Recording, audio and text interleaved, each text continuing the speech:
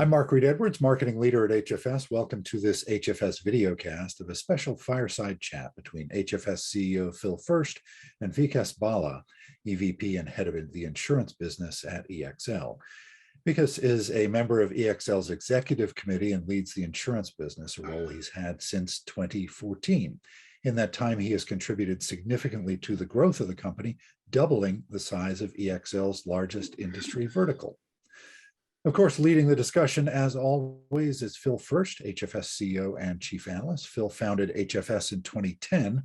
Recently, the Analyst Value Survey of 1,000 users of analyst research ranked HFS as the second most influential analyst firm, including second most influence on enterprise customers, second most subscribed analyst firm, and second mentions by enterprise customers. So let me hand it over to Phil to get the discussion with Vikas going.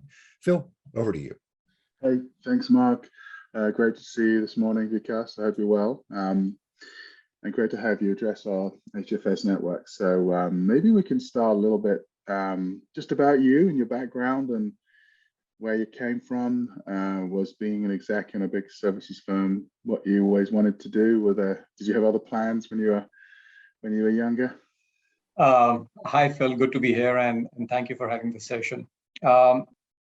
Yeah, I was born in Delhi. I did most of my schooling in Delhi, though for a few years, my father decided to move to the hills, which is the Kashmir Valley, and I spent a few years there, which was wonderful. But then for higher education, I did come back to Delhi. I got my engineering degree from IIT Varanasi. And after that, I've worked in various locations, but going back home has always been Delhi in India. With respect to working in EXL in this industry, that's actually quite interesting. When I was studying engineering after my degree, I wanted to be an engineer. I was very good at engineering, so I wanted to be an engineer. And I started working in the chemicals industry. At a very early stage of my life, I decided that I want to eventually run a business. In my mind, people make careers in one of the two dimensions. Either it is functionally oriented, so you want to be in finance or marketing or HR and operations. But there are some people who want to be in a particular industry and run a business, run a P&L. And from the very beginning, I was quite intrigued about people who ran businesses as general managers, and I wanted to do that. So when I started my career in chemical engineering, one of the things I realized was probably not an industry I wanted to be in. It wasn't really as you call, a happening industry, a fast-paced industry. It wasn't, growing fast. So I started looking for other industries. So after spending a few years on the chemical industry side, I looked at outsourcing as an industry, and this was back in 2001. And if anyone was looking for an industry to start working in, that was, the really in thing in those days. And that's where EXL happened. And of course, then when I went into EXL and started my stint at EXL, lots of very interesting things happened. It took me a few years to finally decide that, yes, this is the industry I really want to make my long-term career in, and I started working in that accordingly. It's been over 20 years now that I've been in this industry, all in EXL. And I can tell you that there's been never a dull moment. The pace at which this industry has changed has been fascinating. Yeah, how's it, how's it changed, being based in Delhi for most of your career? How's it changed working for a global provider out of India, especially in the last maybe 2 or 3 years? Is it very different? Do you feel like it's become almost irrelevant where people are based now in terms of how you service clients, that sort of thing? So, I have been part of a joint family system, something which is still very common in India. And I've been used to 3 generations living in the same house. That's been an important part of my upbringing. And I really wanted to continue that as long as I could. And that was one of the reasons as to why I wanted, Delhi, India to be always the home to go back to.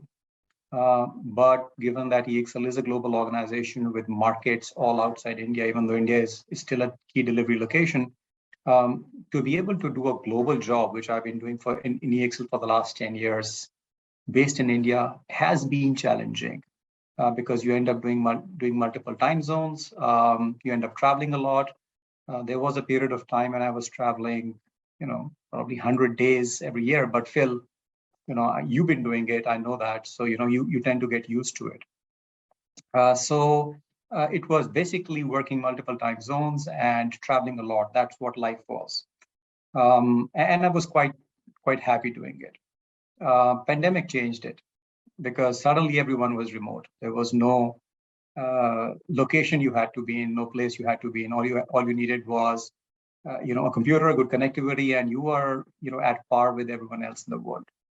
And I think that change, even though will not remain entirely like this thing, which is all remote, but there's no 100% going back to the office. So I don't think that very location-specific business models will continue. So it's going to be a hybrid world. I think we all understand that.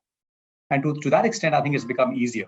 I am beginning to travel now, but I don't think travel will be as much. And I think the job can be effectively done from wherever you are.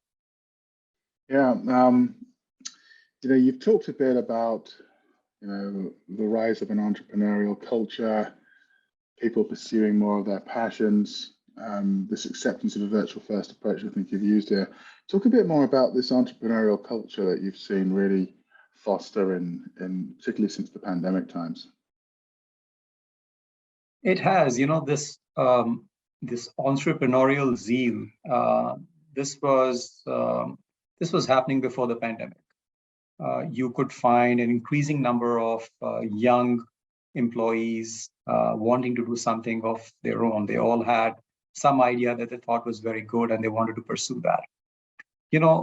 When I came out of college, the first thing I was told was that the most important thing that you have to think about is loyalty and longevity.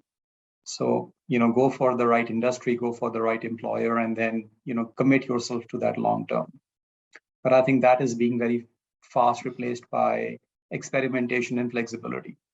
So I'm finding that many of the younger employees are much more comfortable experimenting. They want the flexibility. And with that comes the confidence to pursue your passion and take up entrepreneurial adventures. Yeah. And I started seeing that before the pandemic. And the pandemic accelerated that because people started really believing in following their passion. Yeah, and the advice I give. Sorry, go ahead.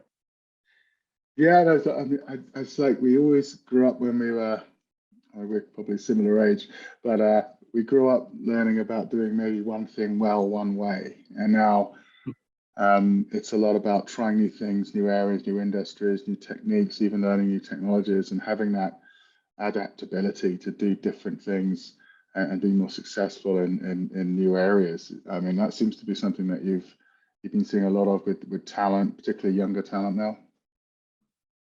Yes, absolutely. I think people are more confident, and there are a lot of success stories today that that they can see and try and be adventurous around it. What I'm finding is that so if you look at our industry, you got to broadly break up the talent pool into two broad categories. I think there is the operational talent, and I think that's quite abundant, frankly, in some of the delivery geographies, and there people are now beginning to start thinking about how they can actually become more innovative or start doing things which are different. And then there's the second category about what I call the data and digital talent. These are all the employees who are into data, are working on AI or working on digital technologies. And frankly, their thinking of the world, their careers, the paths they want to charter, the goals they want to pursue are just very, very different. And I find that there's a lot of entrepreneurial zeal in those employees. Merging of these two talent pools is where I think success lies, not only for the employer but also for the employee, which is the operational capability and the data and digital talent. And that's something that I think most organizations also need to focus on as to how we merge these two talent pools. But yes, significant changes happening in the industry. Yeah, I mean, we talk a lot about, I hate this term, the great resignation. I call it more the great hurry or the great rush now. I think companies are just moving much faster into what they know, what they need. But I've been really encouraged with the, okay, while it's becoming a bit of an employee's market. I mean, I presented at a graduate ceremony for one of the service providers recently, and I was blown away with the engagement level, the intelligence level, the knowledge level of these kids. They must have been in their mid-20s, most of them. They understood everything I was talking about, and the energy and excitement and understanding and lack of fear was really eye-opening. Whereas I did the similar presentation to a bunch of CPAs just a couple of weeks ago, and it was very hard to get them out of their comfort zone and talking about things that weren't very, very familiar to them. So I'm really starting to see this entrepreneurial, learned, knowledgeable culture developing from the younger generation that we've created for them. So it is exciting. It is totally agree. And I think this whole gap, the number of years between two generations, that gap actually is shrinking quite a bit. So at least I remember when I was coming out of college, we used to think of generation gap every 20 years or so. I think now there's a generation gap every 3 or 4 years. My daughter who's 22 and my nephew who's 40 now, they're 7.5 years apart. And I think there are a couple of generations between them. Because my nephew is going through technology at a much earlier stage of his life at a much faster pace. And what that is doing is giving him a very different perspective to what my daughter has to what I have. And we can see that in our employees. Every 3 years, you get this new, fresh wave of very differently thinking talent. And so the pace at which you're finding these new generations and the way of thinking coming in is changing. And it really is quite fascinating. Yeah. So, I mean, you lead insurance for EXL, which is, such a strong industry for the company. I mean, you really built the seedbed for the business off your insurance capabilities and strengths. What specializing in one industry, what do you think the secret sauce is there? And two, as we look at shifts in supply chains, value chains, partnerships, do you see someone like EXL gravitating into adjacent industries more in the next year or two? Yeah, so I think you are right. EXL as an organization is extremely focused on specific industry verticals. We realized at a very early stage of our evolution that most differentiation that you can actually create for your customers is based on how well you understand their business. And that really comes from your understanding of their domain. So you need to specialize around those domains. And while we were sort of gravitating towards certain industry verticals because we had momentum, I remember in early 2014, we formally verticalized and created insurance, healthcare, emerging as some of the industry verticals. So we are in a select few verticals. And our management philosophy is that build everything within the vertical. So you have dedicated delivery teams, thought leaders, solution providers, analytics, digital resources, so that they gain expertise. And the value proposition to our clients is that we will bring to you solutions which are not based on what we learned from you, but things that we have learned over the years, having worked with so many insurers. And so we can actually bring those solutions. And very importantly, the value proposition to the employee is that we are not actually helping you build a career in the outsourcing industry, but we're helping you build a career in insurance. It's got a very different ring to it. And that's how we've been working. And I think this focus on the domain has really stood its test over many years, and we continue to doing that. Your question about will we move into adjacent verticals? Maybe yes, I don't know. But I think one thing that is certainly happening is that even within the verticals, there are underpenetrated areas or white spaces or new product areas. So, if you think about cyber insurance, that was a very small, minuscule product line a few years back. And now not only is it already big, but growing at a fast pace. So that's like a new product line with a very different set of dynamics, where the nature of risk is non tangible risk, and sometimes can be very not intangible. There's this whole area of intangible assets, NFTs, which gets created. So as these new, what I call these modern problems become larger, cyber risk, intangible assets, I think there's enough headroom for growth within even the insurance vertical. So that is certainly going to happen. We're going to keep going into these new product lines and new service areas. Into adjacent, like I said, I don't know. It could be, but we'll know in time. Yeah, and how do you see the role of a service partner changing with the emergence of this hybrid work environment, the increased digital fluency of the younger generation? How do you see the role of the provider changing as a result of that? What types of services do you see you doing more of and less of in the near and long term? So I think the role is changing a lot, and it's changing at a very fast pace. And it's all driven by how we see the overall industry evolving and changing, and how newer technologies are actually coming. So let me give you a few areas and examples. A few years ago, you would say that we run operations for an insurance company. So let's take an example of new product launches or new business. And the discussion would be, how can we support that by actually providing you with services which will provide largely by humans and give you a global delivery model. So it was like an outsourcing service, typically charged by time and material. Now, from there, today we are in a situation where we're actually doing end-to-end product launches for insurers. So we bring in the technology, the data, the algorithms, the ecosystem, and the manpower required to be able to do these product launches, and basically get paid by outcome, which means that we have skin in the game. A successful product launch for an insurer will also mean successful revenue streams for us.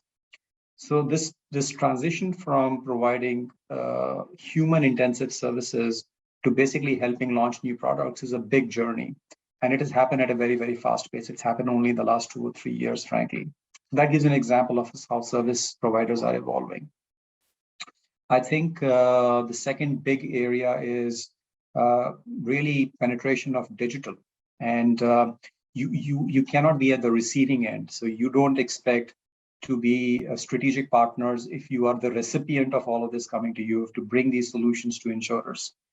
So whether it is AI-driven data extraction engines, or it is conversational AI to be able to help your insurance clients interact better with their customers digitally, all of these technologies need to be brought to the table. So this is no longer about that. Third, you're right. This whole hybrid environment and the way that talent shape is changing so fast. Frankly, when we went into this remote working and we were there for 3 months, 6 months, we were all thinking about this thing being a temporary phenomena, that in 6 months' time we'll be all back, because we never thought this is sustainable. But if you've done it for 2 years, it just means it works. You can no longer question. People come and ask me, are the productivity levels suffering? I said, no, they're actually better than what they were before. Is collaboration suffering? Well, I said, well, intuitively, I think it suffers. But frankly, when you look at outcomes, I think, it has been a great period of innovation. So we're in a situation where we are moving to this new model, which I think is hybrid with virtual first. That's what I call it. So by default, it's virtual first, but it's going to be hybrid because everything cannot be actually operating. And I think getting our clients and our employees comfortable with that new model is going to be a very key focus for organizations like EXL.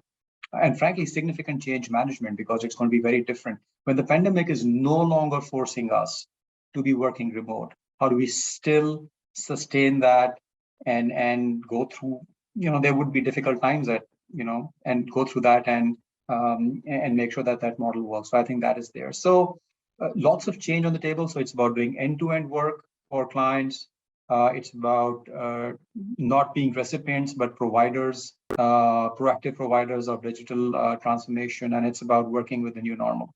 And then frankly, finally, and I know HFS has done some research on that thing and published a paper recently, it's about the ecosystem. You can no longer be a solo player and say, I do it all. That just does not work. So the transition from my function to my organization to my ecosystem, I think that transition actually is happening. And we're finding that you to be able to provide value to your clients so that they can provide value to their customers, you got to bring a complete ecosystem, and you're part of that ecosystem. And I think success of that ecosystem actually is going to be very important. It's no longer success of only just one organization. That's right, and that customer life cycle is more convoluted and complex than ever, and you can't own it without partnering with collaborators with common goals or common regulatory issues, that sort of thing. So, I mean, so who've been your inspirations during your career, and who are your inspirations today as you look forward, in terms of where you look for guidance or focus or that sort of thing? That's there's so many names which come to my mind, and frankly, as you go through life, through your childhood, and then when you're getting into your career, and then now when you spend many years in the industry, it just changes. The one thing I must say is that my childhood hero has always been my father. There's so many ways I wanted to be like him, and I don't think I'm alone in this. Many of us, if not most of us, actually, find that they believe that their father is their hero, and my father has been my hero. Somebody recently asked me this question, that who else? And very interestingly, and I don't know whether this resonates with people, my other childhood hero actually is a fictional character. It is Mr. Spock of Star Trek, played by Leonard Nimoy. And when I remember being initiated on Star Trek, which by the way is probably my most famous, my most favored movie or television series ever. When I started, I was a young teenager when I got initiated on Star Trek. I could not understand that character so well, but I really liked it.